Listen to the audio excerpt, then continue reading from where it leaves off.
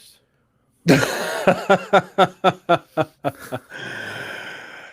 It's, we should know already. We only have technical difficulties. That has been my whole January, is technical difficulties. Seemingly, right? Yeah. Like unbelievable It's not technical list. difficulties, it's growing pains. I like your attitude there. All right, we're live on your channel. It looks All right. Good. Yeah, it's working. That's good enough. Wild. Yo. Cool. And is great. This is wild. It's working.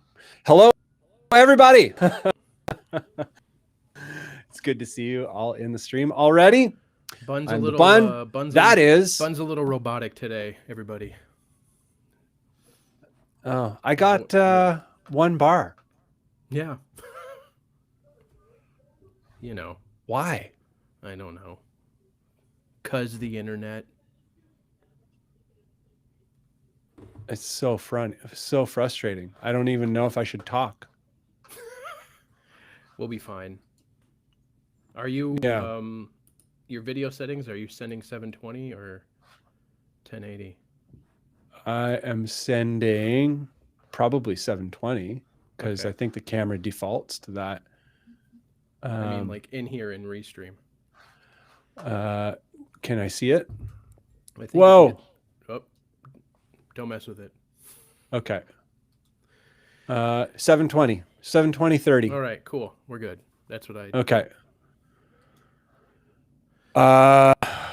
Man, if it's not one thing, it's another. Anyhow. We'll get through it together. Yeah. Hi, everybody. Dylan is here to ruin everything. It's a good thing. Too late. We're already doing that ourselves. Can I be heard? I guess I can be heard. Yes. Anyhow. No, you're good. Okay, good.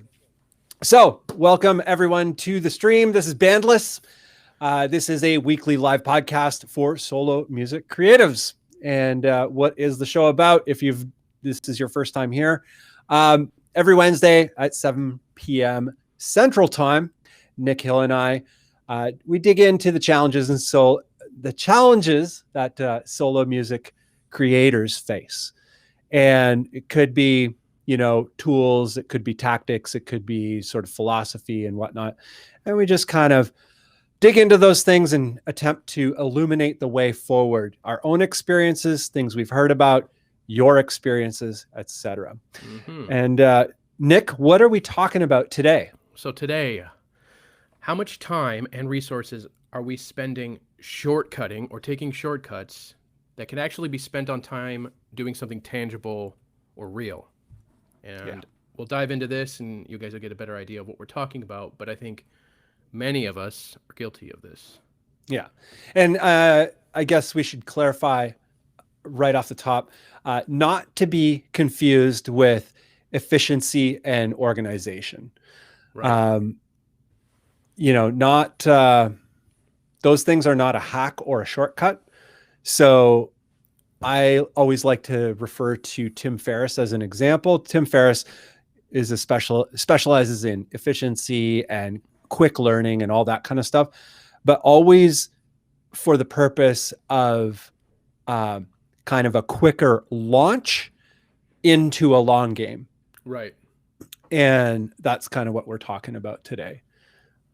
Cutting out the things that you're spending a bunch of time on to try and do things quicker or get a result way faster. Nick, you are actually talking about that earlier. Yeah. The perfect example yesterday, kind of gathering up all my finances from, YouTube and music sales and everything from last year.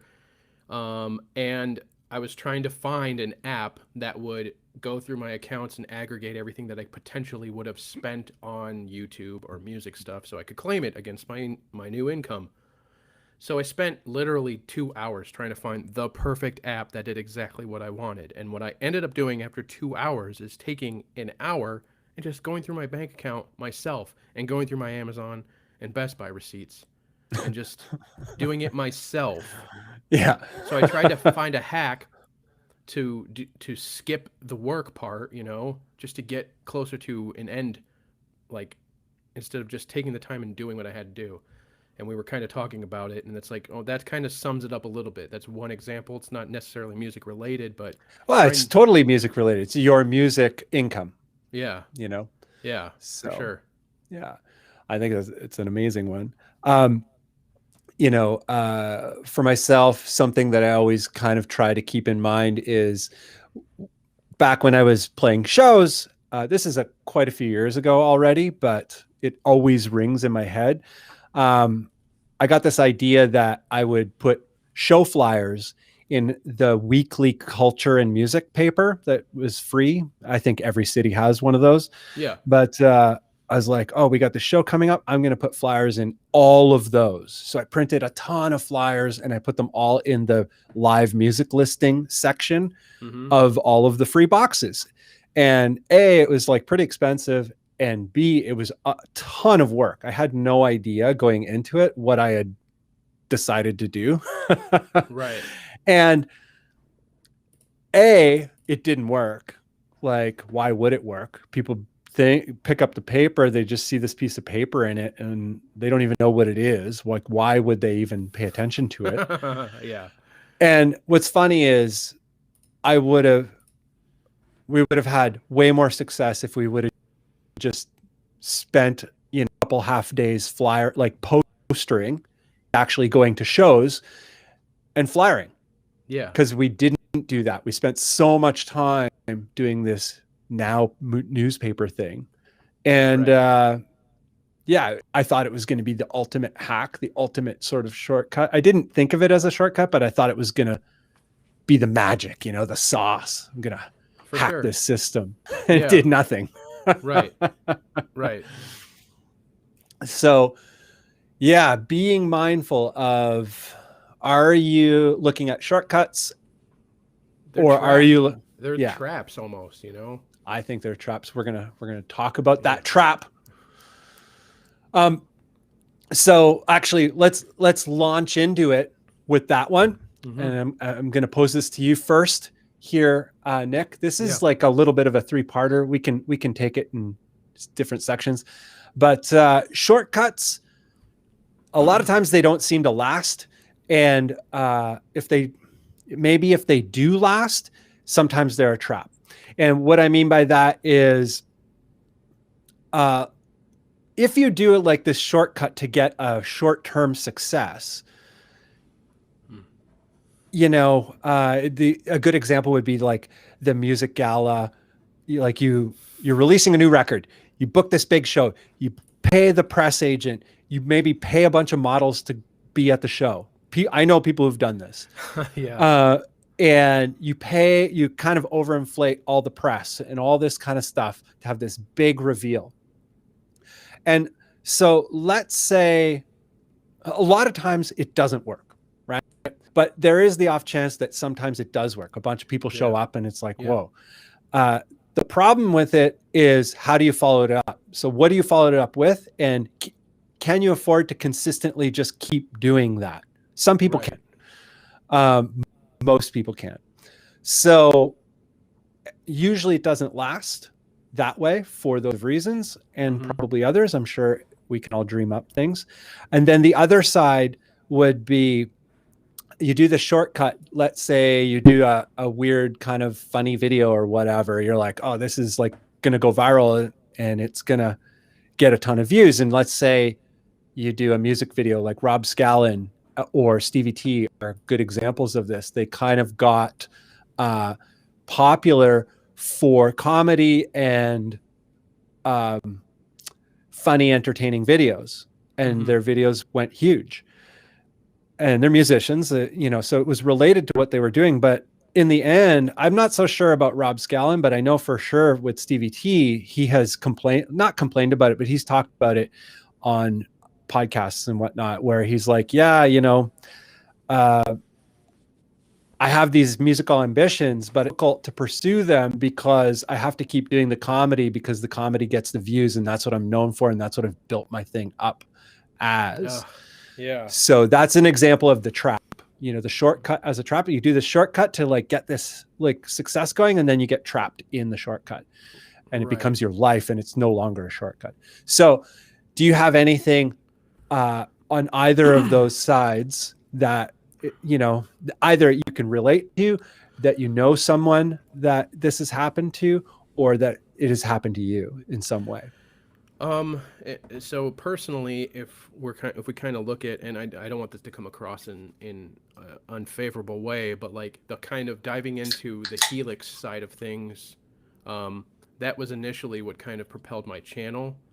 And, it's sort of what people were expecting. And then I started doing more production videos and like, other vlog stuffs here and there. And it's the Helix stuff that still always does the best, but it's not something I want the channel to be all like about all the time. So there's some degree of that there. Granted, it's on a much smaller scale, but I know of some people, and we kind of heard this over like this last year of like, pay for plays or pay for streams or pay for views. You can see on videos where people have paid for views because they have all these views, but they have like 4 likes and 2 comments, and that's not, they're trying to shortcut the game, but they're not creating real audience or real like fans, going that way. And that will ultimately end up biting them in the ass, especially when it comes to streams, because we saw, Spotify was cracking down on, these pay for stream type of situations. And then where do you get, what are you left with? No music on Spotify. So I don't know, there are no shortcuts.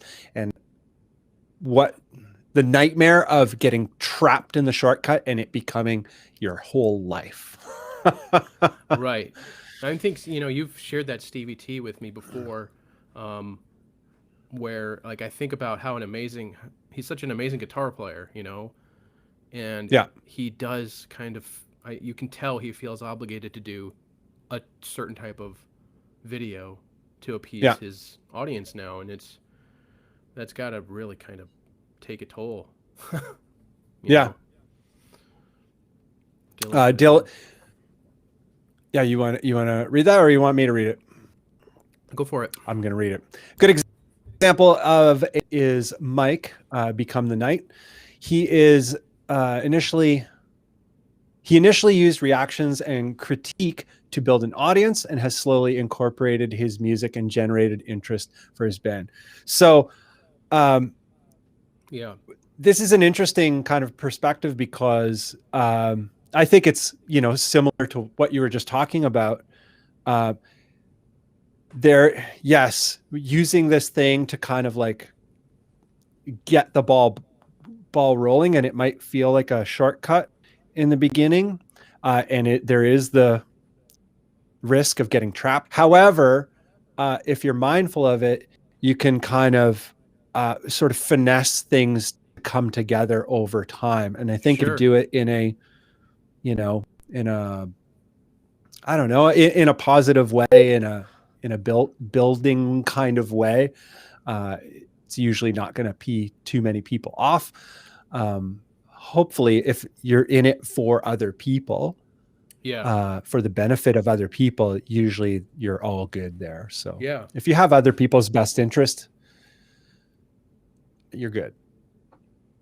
I don't know of Mike, but I would assume that based on his reaction videos and stuff, people probably got to know him as a person. He was probably really genuine with who he was, and that allowed him to sort of trickle in more of his personal stuff, his music, So there's a strategy to it.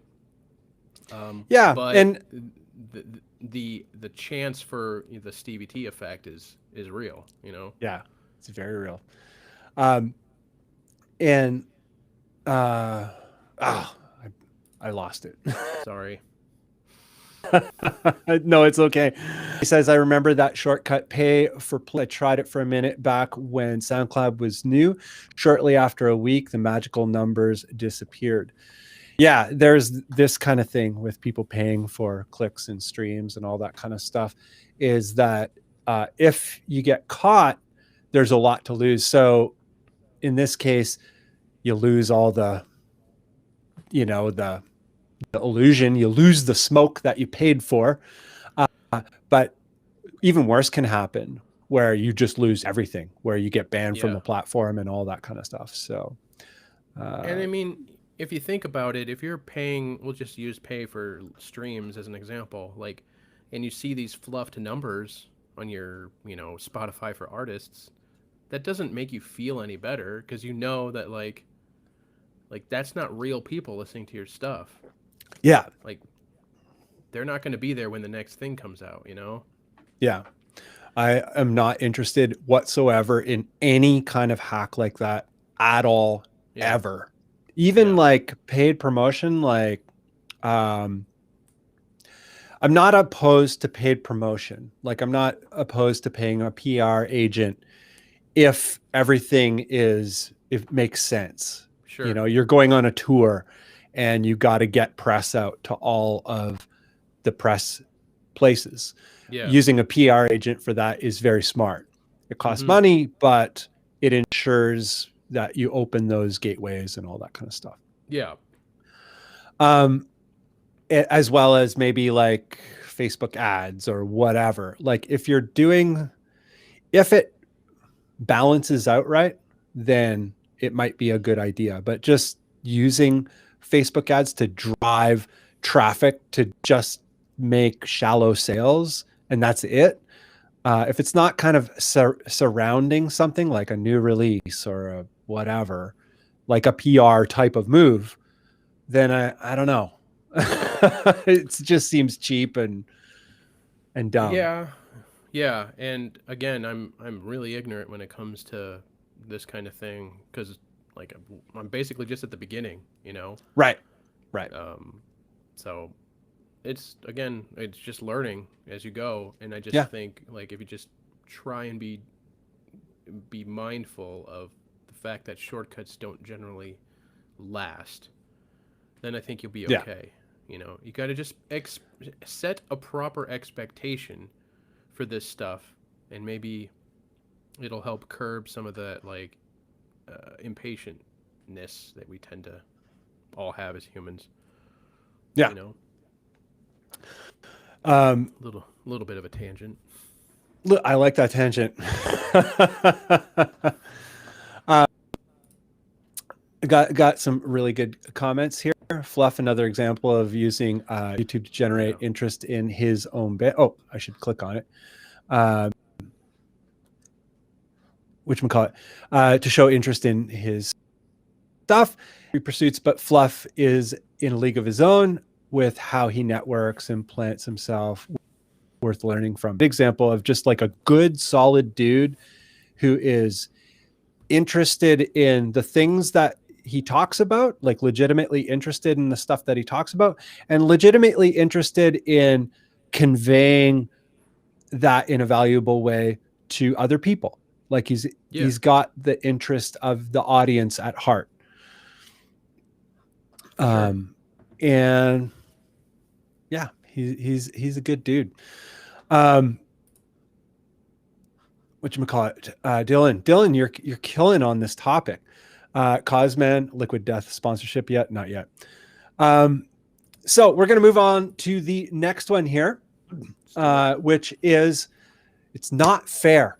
And I want to bring this one up because I think this is sort of the source of why people tend to look at shortcuts or, try to go the cheap road. Yeah. And, the reality is people who are doing better in a space, like people who are doing better music sales or music views, legitimately doing better music sales, music views, legitimately doing better YouTube views, etc. There's a million reasons why that might be happening. They might just be better at better at writing the music. They might be faster at everything, like productive. They might be more connected to a lot of the right things because they put a bunch of time in. They have a whole bunch of relationships that they've built up over 10 years or 20 years. They might just be lucky. There's a whole bunch of things that are going on. Very rarely with people who are doing really well, is it just some kind of golden hack. And even people who kind of pay to be at the top, I know most people are not going to ever remember this artist, but there was this artist that I remember that always comes to mind called Jimmy Ray, Wray, whatever. And he had one single, and the labels just kind of signed him and tried to kind of make him popular. And it didn't work. It didn't work at all. And nobody I know even knows who the heck Jimmy Ray is. And there was a lot of that in the early days of the or earlier days of the record business. I think it still happens now a lot. Labels or businesses, independent ventures will just throw money at a project, hope it goes. And if 1 in 5 go, then good, Right. But a lot of them it's not for real. It's just all show. It's all a big advertisement. But so going back to this, I'm going to pose this to you here. There are, people who are doing well. And we look at it and we're like, oh, what's their shortcut? What's their hack? What did they do? And maybe I should do that. And so my thought on it is, don't worry about what other people are doing. Just write a lot. Like if your thing is music, write a lot of music and release a lot of music and be relentless with it. And also don't be afraid to share it. So write a ton, share a ton, rinse and repeat. Be as creative as possible. Try and develop your craft. And if you can do that, something should work. You should connect with someone. So, and I'm curious, like, what is your thought on that matter? Do you look at other people? Sorry. Do you look at other people that way? And do you have to manage it? And what is your method, or what is your thought? Yeah, I've looked at, especially if we just take, let's take this YouTube guitar player thing, just that kind of niche area. There are guys, and this is going to sound real brown nosy, that I kind of came across their channels and really studied it and loved what they were doing. And I'm lucky. So you are one of those examples. Like when I came across your channel, when we first started talking, the aesthetics, your music, your presentation, like I knew that the effort you were putting in was the reason why you were where you were, in relation to me, So I'm kind of lucky because I never looked at people like, how am I going to get into this and think like, well, I can do that. I can write a song, like, so I should have X amount of subscribers in no time, having followed Ola for so long, and I know I bring up Ola all the time, but bite me. I remember when Ola didn't even talk in his videos, So I saw that slow growth and the effort and the work and the putting himself out there and failing and trying things. And I never looked at it as like a jealousy thing. I looked at it as a way to up my game. And I don't know that everybody has that mentality. I'm not saying I'm some sort of like different thinker, but I never got caught up in, I never got caught up. Oh, I'll turn up a little bit. Sorry. I never got caught up in being jealous or thinking that people got a certain way because of who they were or some secret sauce. I just assumed they deserved to be there and looked at what I could adopt or learn from them and apply it to my own growth. That's just how I looked at it. And I think maybe it had something to do with being like in my mid 30s before I really started putting plosives, plosives, proper effort into YouTube. You know, I Right. failed at a lot of things in life and succeeded at some things in life, and realized that the things that I worked the hardest at and put the most effort in are those things that I was felt good about in my life. So if I just put in the work and look to improve, it'll get somewhere. So And what do you call that? What did we call it? putting in those reps, yeah. Those reps. You just got to do like The Nick Hill reps. I don't know if this is on topic with what we're talking about per se, but I was listening to a podcast with Louis Anderson the other day. He was talking about, you know, he loves talking with new comics and getting to know them and helping mentor them. And he said, like, you know, guys who like are starting to feel like, oh, I'm just not any good at this, or I'm sucking, or I'm dying out there. It's like, do 100 shows before you make a decision. Yeah. Get up there and do it 100 times, you know? Yeah. So like, I don't know. I've never fell into that. That guy's, I mean, there are plenty of guys I follow who are, I think like, ugh, this video is like, come on, bro. But also, I don't look at it as like he's taking away from me, you know? Right. And I'm wondering if it goes deeper like that, where it's like, if you see somebody with way more subs and more views on a particular video, like, they're not taking away views from you. You know? And I think people do think that way. You know, Right. I'm not trying to like point fingers or say, you know, poo-poo anybody, but I think that goes into part of like trying to do the shortcuts and you know, the jealousy thing, or whatever topic where I forget you had a it's not fair. Yeah. Yeah, like I think that pushes people in that direction. The thought process that like, oh man, this guy put out a video and Yeah. Don't worry about it. like, no, if you got a personality people like or can relate to, and it's a good video and it's informative, or you're funny, like, people will watch you.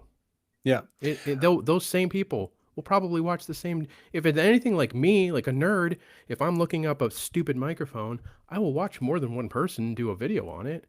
Yeah. Just chill. There's room for everybody. And if you Yeah. think of it that way and learn from those ahead of you, Yeah. you might be happier too.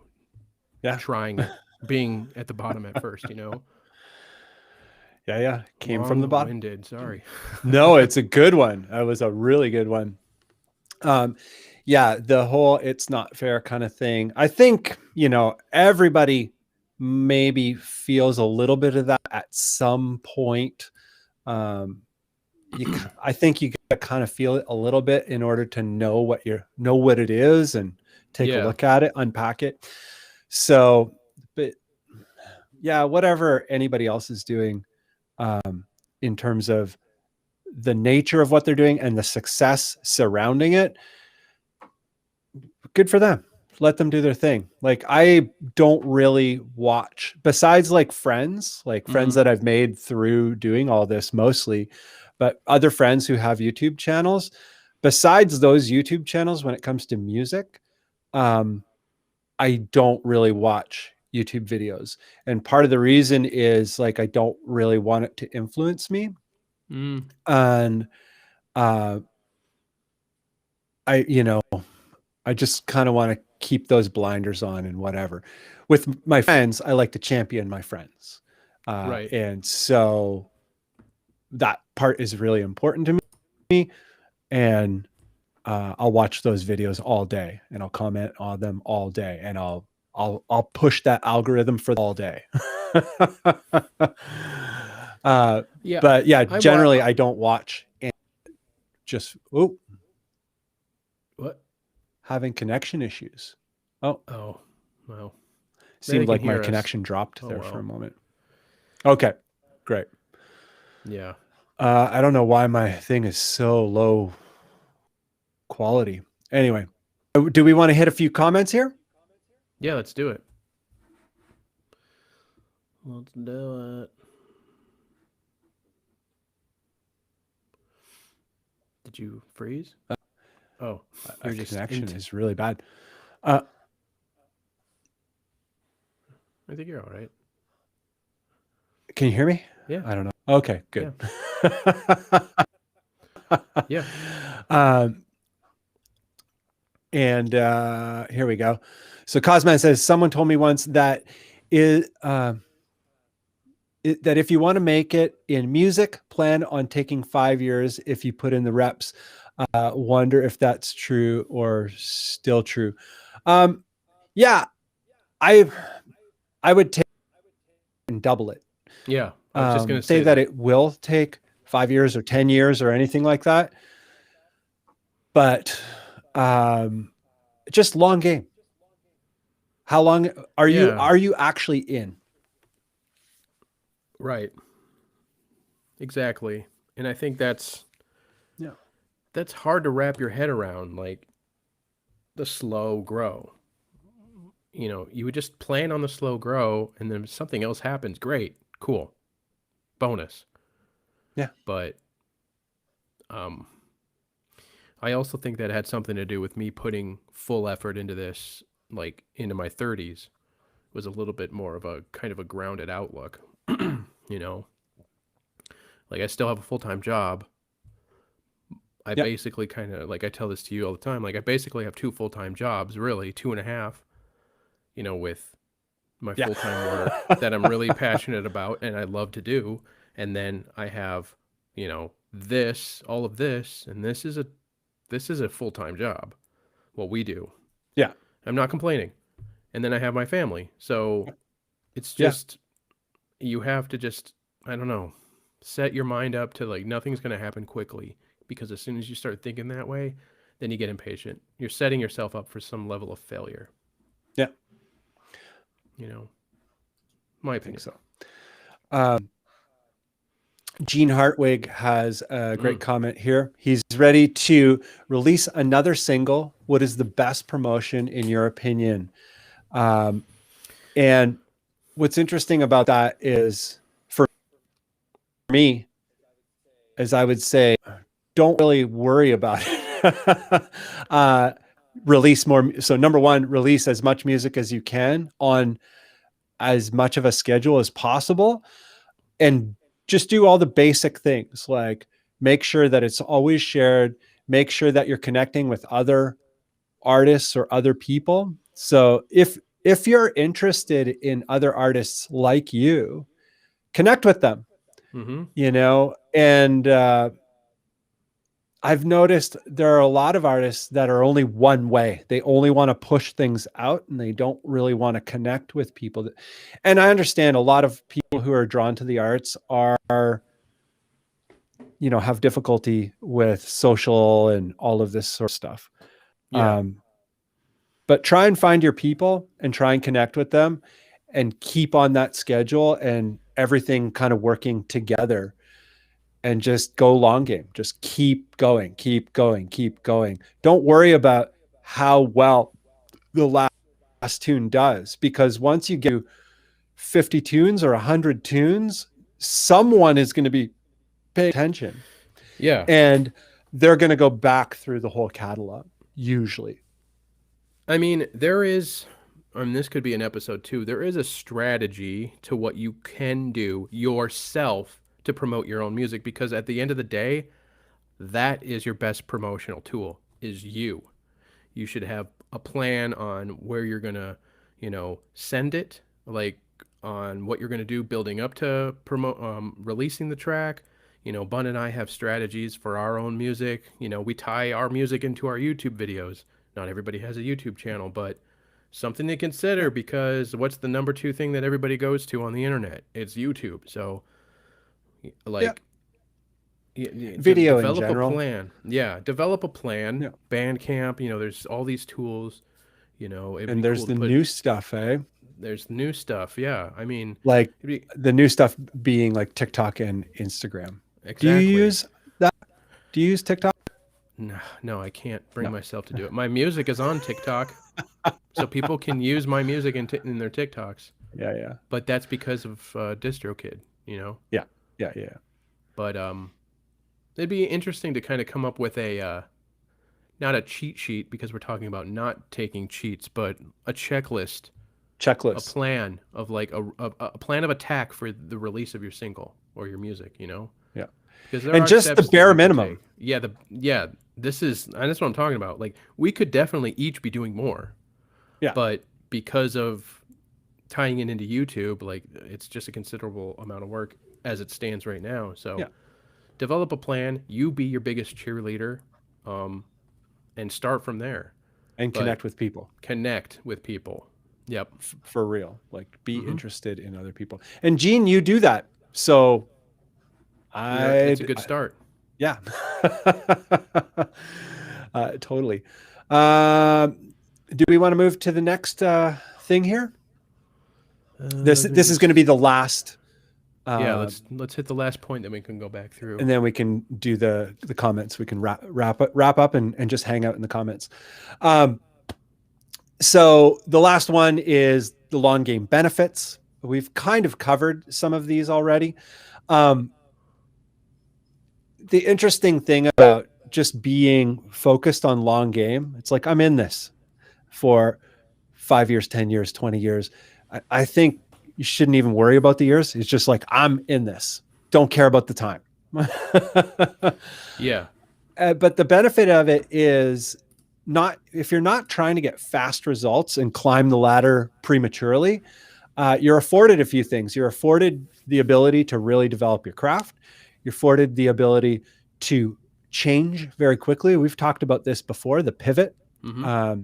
You can pivot very quickly. Something's not working, or you want to change like maybe your art direction or whatever. You can do that really easily in the beginning, Mm-hmm. and take a while, take a year, take 2 years, take 3 years. Like for me and all of this stuff, nothing happened really for about 3 years, but I'm glad that it didn't, because I didn't even know what I was doing. Right. And it took about 3 years to just get a sense of what was going on, to get a sense of being comfortable. I'm still not a very comfortable guy, but yeah, we have talked about this very thing. Like, if yeah, you go back and look at each on each of our channels, and I don't know if you've ever removed any old videos, but I've left every video that I've ever made up. yeah. My And first 2 I've took down, or they're just private. got it. But I leave them up because it's like a reminder of my own growth, and I like to be able to point people who are like, I'm not, I can't do this. I don't know what I'm doing. Like, neither did I. Yeah. But I got the proof. I still don't feel like I know what I'm doing. I know Agreed. how to do a bunch of things, but I don't know what I'm doing. I think there's a big difference there. Yeah. Yeah, it's sort of like this, you're just floating there, or it's like, it's kind of akin to like laying back and floating in the water. Like, you don't know how you're doing it, but you're doing it. Yeah. You know, but you know how to float in the water. but you Like know how to, yeah, you're it's like, I an know what to instinct. do. It's an instinct. Yeah. Yeah. Once know you what to learn do. it, yeah. Maybe that's a bad example, but No, it's a good example. But yeah, because I mean, technically, I know what I should be doing at all times, and I think as each day goes by, each video, each live stream, things will look better, things will sound better without the errant technical difficulty here and there. But we still, and I say we because Bunn and I talk every week, if not every day of every week. It's a rare week if we skip a day, not even if it's just for a few minutes. We talk about what's going on. But so I say we because we're kind of on this trip together. Like, we're still trying to figure it out. We always have like strategy discussions, and Yeah, like it's a good idea to know what you're shooting for. If you don't have a target, I think we talked about this maybe in the last one. mm-hmm. Picking a target is really important. Having the end in mind, yeah. Yeah. Mm-hmm. But what do I have? My camera's in the way of my notes. It's okay. But yeah, the long game, there's huge benefits to the long game. And when you arrive at something that is maybe a success of sorts, you're way more ready for it and ready to do something with that success. Mm-hmm. So it seems. So I'm a huge fan of the whole long game thing, just for my mental health and for other people's mental health, in terms of them doing it. Burning yourself out, like rushing to the finish line, just trying to get like, just for the purpose of a win rather than for the purpose of doing your best. Like, what would you rather do? Write the best music you could write and be stoked about it, or just eke a tune out and hope and try and get some views or try and get some listens? Like, what do you want? Yeah. Yeah, I mean, I've kind of taken, like I said, I was lucky to not fall into the, like, I need instant results. Yeah. So I really have dove headfirst into the idea of the slow grow, the slow build, building genuine fans. And, we're not comfortable with that term, but building genuine fans. Yeah. Instead of getting a bunch of casuals quickly, Yeah. Because I'm sure that a lot of you guys who show up to all of these, Randy, what's up?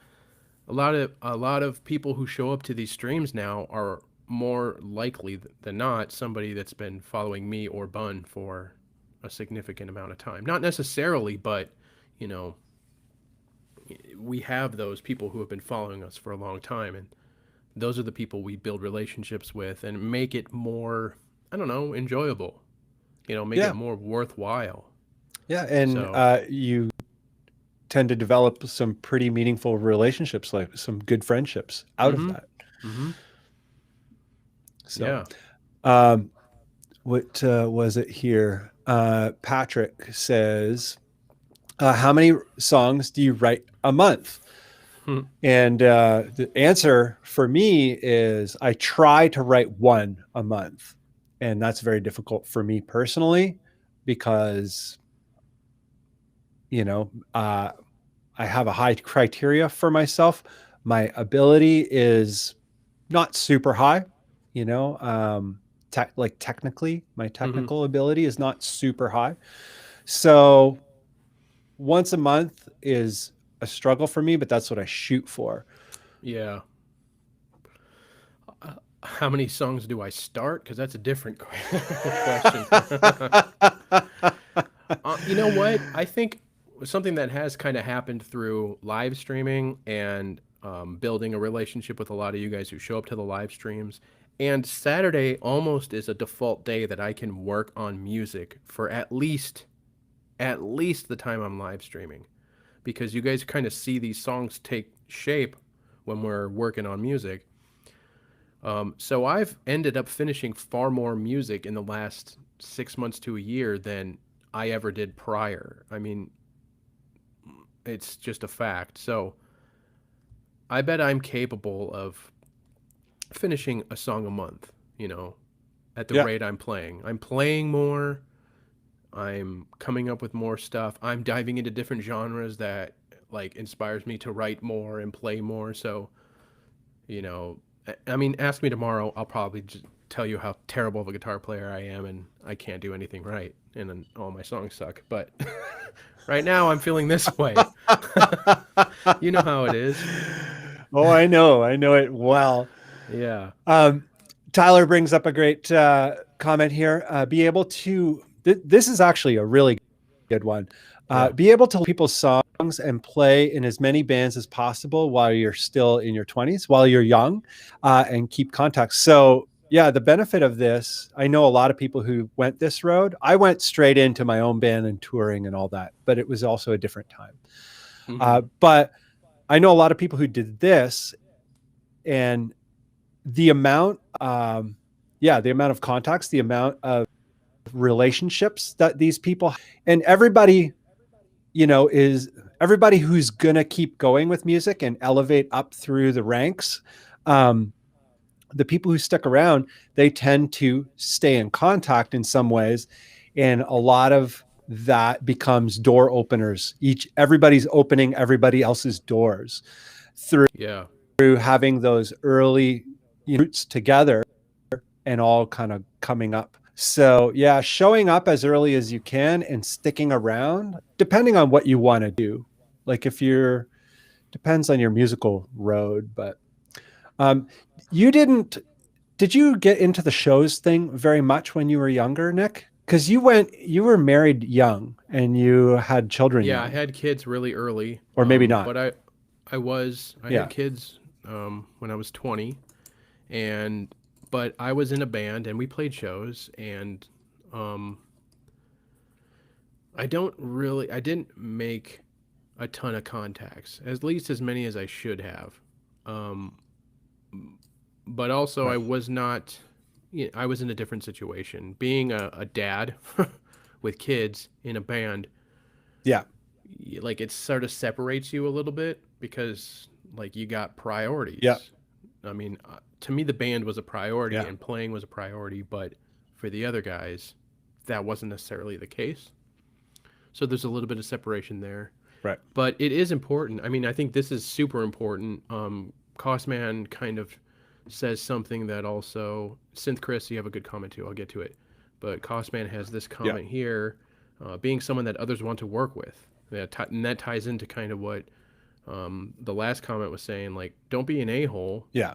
Be somebody that people enjoy working with, or even just being around. Even if you're not the most talented, if you're somebody that people like to be around, that'll land you in more situations than being overwhelmingly talented. Whether or not that's fair or not, who cares? You know, be a positive dude, like Yeah. Costman is saying. Be positive, be engaging. Don't be an a-hole. Put in the effort.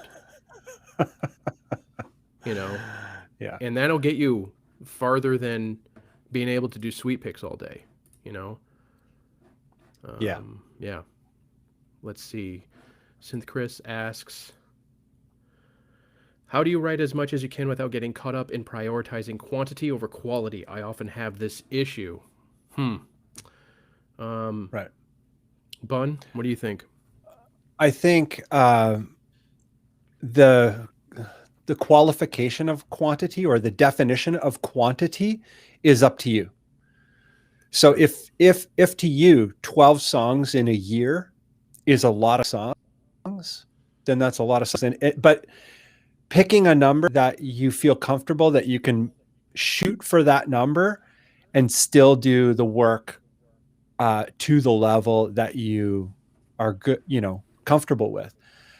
But also making it a priority so that it's on a schedule and you can kind of like put yourself to it, and you have these, this is my release date every month. And I know that if I push myself, I can make it happen. And I may release tunes that are not 100%, but at least within that time frame, I'm getting most of the way there. And some Yeah. you'll knock out of the park, and some you won't. Yeah, I mean, I got in my own way for years before I released that EP of songs, and ever since then I was like, I'm just gonna put out music. I just it make just you have to just put stuff out. You'll get better as you go along. Um, and also quality is so subjective. You know, you could be putting Yeah. so much time into something that you don't think sounds good enough, but if you let somebody else hear it, they'll be like, "Dude, this is great." Like if you Yeah. don't put that out, nobody gets to feel that way. You know, and Yeah. I know it's hard to get over that. Like, well, I can do better. Uh, the one of the last there's one of the last tracks I put out. Like, I listened to it and I'm like, I could have done better, but I put it out, and I've gotten a Yeah. lot of positive feedback on that track. But for sure, nobody's gonna enjoy it if you don't put it out. You know, and Yeah. you can continue to just make sure what you only put out the highest quality stuff that you could possibly do, but you might not end up putting anything out or enough to build anything. Yeah. That's it. Yeah. It becomes tough. I like this comment by Patrick. I try to record versions of my favorite songs in order to learn writing. Absolutely, something I've done myself. Cover songs. recording songs. I have a cover of Orion that I recorded just because I liked all the layers and the pieces. You know, no one's ever heard it, but it's good. It's a good. There's numerous positives to learning other people's music. Yeah. What else? I think the biggest thing there is developing feel. Mm-hmm. Yeah. Yeah. I think there's a delay on all my stuff is delayed. Is there? Seems like, yeah. Well, we'll manage. Yeah. Even when I click on a comment, crazy. But Chris, I record any idea of mine that I find interesting, and every once in a while I find one that really speaks to me. And yeah, if you can record absolutely every single weird idea that you have, a lot of times there are going to be ideas that you're just like, oh, this dumb thing, and they end up being like the crusher idea. And if you don't record it, you'll never be able to explore it. Yeah, I kind of take this approach too. Hence the joke I made about how many songs do I start in a month. I have terabytes of songs that I've started. And every once in a while, I'll come up with something that might fit with some older stuff. And I will, if I'm feeling, a little bit down or not inspired, I will go back and go through projects that I've never finished. I'll look for, did I bounce anything from this one? And I'll see what it sounds like. Or if I didn't, I'll go into it and see there's just a riff idea that might inspire a new riff today. So, not a bad idea to do that, in my opinion. I remember people used to say, like, well, if you can't remember the riff the next day, then it wasn't good enough. Like, are you kidding? Do you know how many good riffs I forgot? I'm thinking that way? That's dumb. Yeah. But, yeah. What else we got? You guys are killing it today. Ian Joie? Joie? Is it? I can't see the name very well. Ian, we've talked to Ian before. I'm kind of stuck in the idea of releasing albums and finishing multiple songs at once because I come up with concepts that he likes and whatnot. But I feel like doing one song at a time might be a better solution for me. So this is where I've landed in recent years. The last couple of years, I'm like, just, get a song done. You can wrap it up into an album later. And if you want to call them demos or singles, the single of your upcoming release, you can totally do that. Agreed. Gori, I think is how you say his name. Ian Gori. Gory. Maybe you don't roll the R at all. But Nick, you're doing the same thing with singles. Just get them out there. Yeah. And I think that because I always was under the impression that like, you should put out an album or some chunk of songs. It's like, well, I don't know. There's a few reasons why that you might want to try the single approach. It's because the market today, we are in the business of trying to get heard. Even if we're artists, we're writing music for ourselves, we still want people to hear our music. And let's face it, attention spans for a segment of the population are short. So you want to keep trickling songs out, I think that's a good thing. For yourself. Yeah, I think so. For the people who listen to you.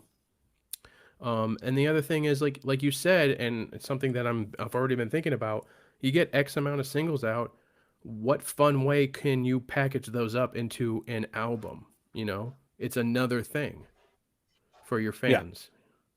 So you got to kind of look at it this way, and there's different strategies. I just feel like a giant chunk of time with no music would feel bad to me now. I like releasing singles. That's not to say I don't want to write a piece of music that, has multiple tracks that all kind of tie into one another in that album format. But, Yeah. it's not going to happen right now. It's not happening right now. So I'm going to at least put out music, And as a Yeah. matter of fact, I have 3 songs written in the same style that are going to be the same project that now I have 3 songs for something. Amazing. So now I'll have a little micro or whatever that I can put out when Yeah. it's all wrapped and good. So, yeah.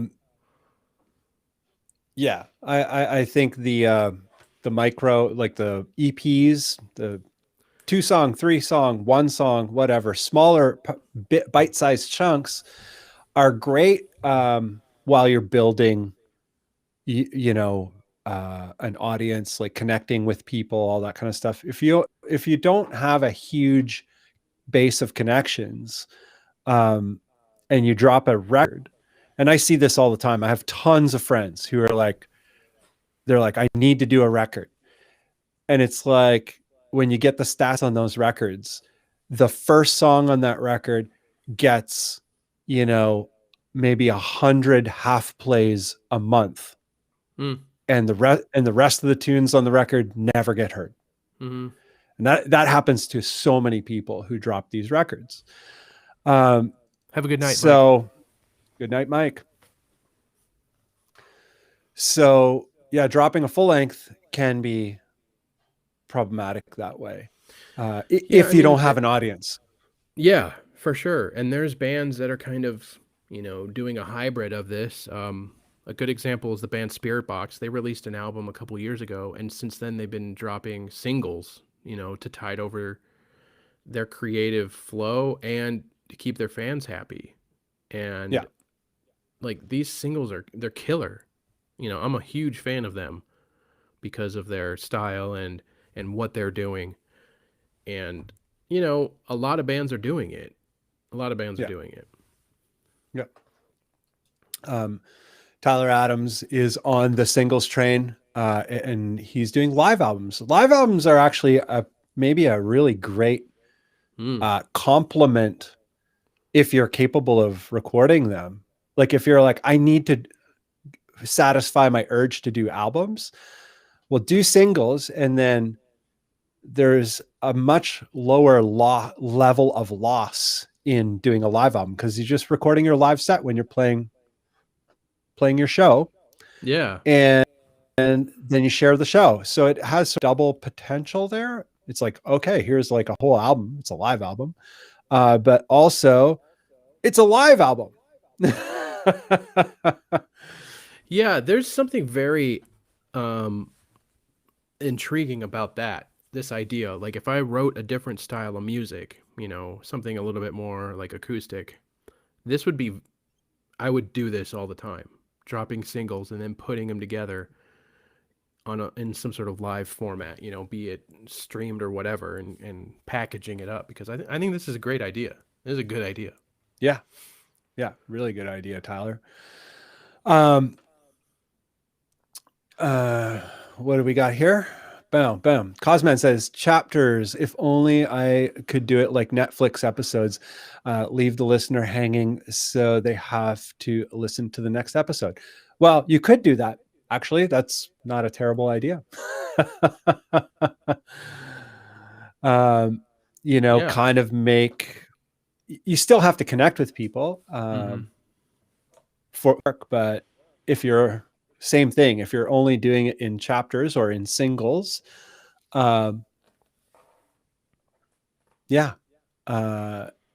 people it's easier for people to keep piling on. It's like, oh, this guy releases a new track every week. If you can write a new song a week, that's like, I would never be able to do that. Yeah, see, and Self-Inflatable is the kind of person why you would want to take your EPs and then package it up into a longer format for people like him, because he says he can't stand single song releases. Generally never go back to them after initial listen. It's not the way I like to experience releases. So everybody's different, He likes to hear things in chunks, and that's cool and that's fine. And I know that too, because I am also that way, ironically enough, which is why at some point these singles that were Nick Hill are going to be a thing, and then people Yeah. can there you go. Put them into a record at the end. Yeah. Dylan makes I a like good it. point here, of course. King of good points. I've been telling people that video content is king, which you're right. I tell that to people too, especially in the line of work I'm in. If you do album/EPs, make a video or series of videos for each track and release over time. Yep. It's just another, Yeah. excuse me, another means to get ears on your music. And that, Yeah. I think, is what we're after, right? Most of us? Yeah. Excuse me. Whatchamacallit, Tim Wheeler. Oh, so Tim Wheeler is just, he's doing it. He's just showing us, yeah, Tim is here. He's doing it. Yeah, Tim, do it. Get it out there. Make it happen. Yeah. I think it's the thing to do. Instead of sitting around, what can I shortcut? How can I hack it? What can I, what way can I kind of exit through the side door or get in through the side door? Right. It's like, just do it. Just like write music, release it, and make it all work. So Synth Chris, hello. What's up, buddy? Oh, right. My mouse is doing really cool things again. Oh, great. Yes. I love it. Chris says Black Tongue packaged their 2 EPs into a full release, and he goes back to it all the time. So, yeah, I personally, I don't give a shit about records or singles or whatever. All I want is like crushing tunes, like awesome tunes. And if I Yeah. get awesome tunes in a single format, it's an awesome tune. If I get it in an album format, it's an awesome tune. Or it's a bunch of awesome tunes, hopefully. But there are a lot of albums with a tune on the whole album that I'm like, there's a Cave-In album that I just bought a single song off of recently. And I'm like, oh, I don't like this album, but I love this song so much. So yeah, however you want to do it, you can do it. But are we going to wind her down here? Yeah. There was something I wanted to touch upon. Yep. Renato's comment: as a DIY musician, single Yes. releases seem to have more potential to keep your audience engaged, and you can adjust your strategy while going or growing. Yeah, exactly. You got to take different approaches depending on what stage you're at. So, very good point. I'm 100% down with that. Yeah. Cool. So I think we kind of really, nailed it down there. The whole idea was don't worry about shortcuts. If you feel the pressure to like come up with a hack or like, what can I do to get success today? I think don't worry about it and just try and finish music that you're proud of and get it out there. Mm-hmm. And that's really the long and short of it all. Yeah, agreed. I would love to put albums out, but do we want to? But I'm not there. Yeah. Have you ever? Just the EP. That's it. Right. But you've never done like a 10 song or a 12 song. Mm-mm. Sounds like a lot of work. I don't know if I have. Yeah. I've done a ton of 8 songs. I don't know where it's not really a full album, but it's why enough is that? music. Is it just based on old, because the record, you had to fill 2 sides for it to be full? Like 8 sounds good enough to me. Yeah. It's like a criteria thing, but I've done a ton of records that were 8 songs or 9 songs. And yeah, I don't know.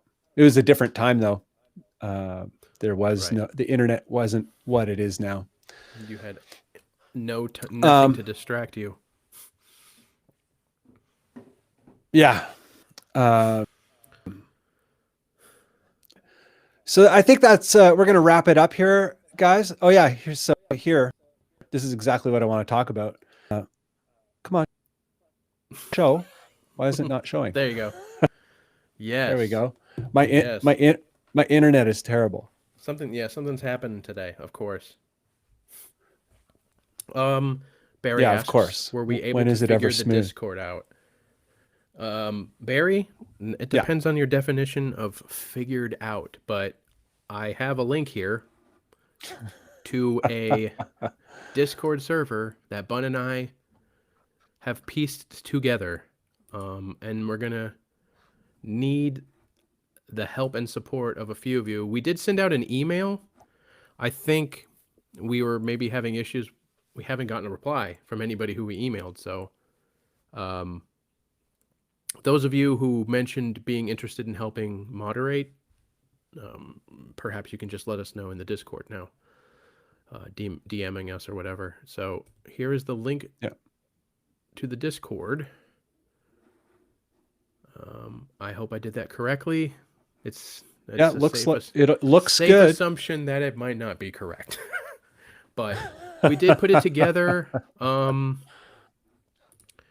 I can. Oh, we got some people. There we go. So it must have worked. We have a rudimentary rules page. Oh, now the bot throws the rules in. I don't understand. So clearly I don't know what I'm doing. Right. That's so funny. That's so funny. I tried for hours to get this bot to work, and now it must have been because people had to join. So the rules are going to be flying around in there a bunch now, guys. I'm sorry. But yeah. Barry, welcome to the Discord. Thank you, Barry. Check the rules out. It's going to be nothing new. Those of you who are in the Baritone Obsessed group are familiar with these rules. It's just common sense stuff. We kind of have it divided up into some pretty decent topics, and it's in its infancy, and you guys are going to help build this. So it's at the very, very, very beginning. Yeah. For real. Like there's nothing there. Yeah. But it's up to all of us to make it something. Yeah.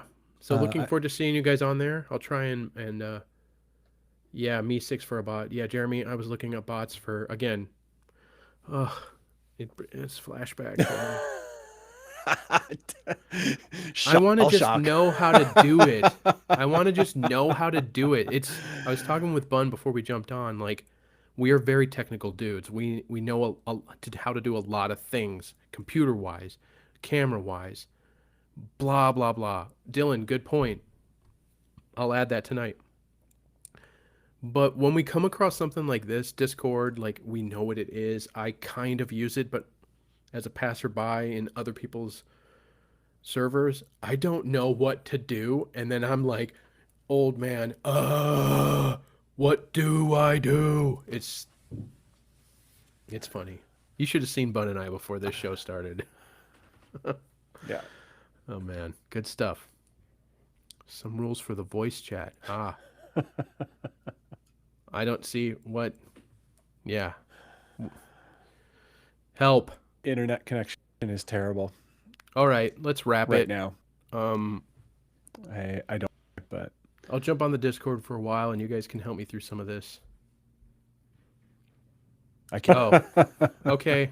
We're gonna end it. It's great. Great. Thank you, everybody. Sorry, Bunn's connection blows. And we'll see you guys later.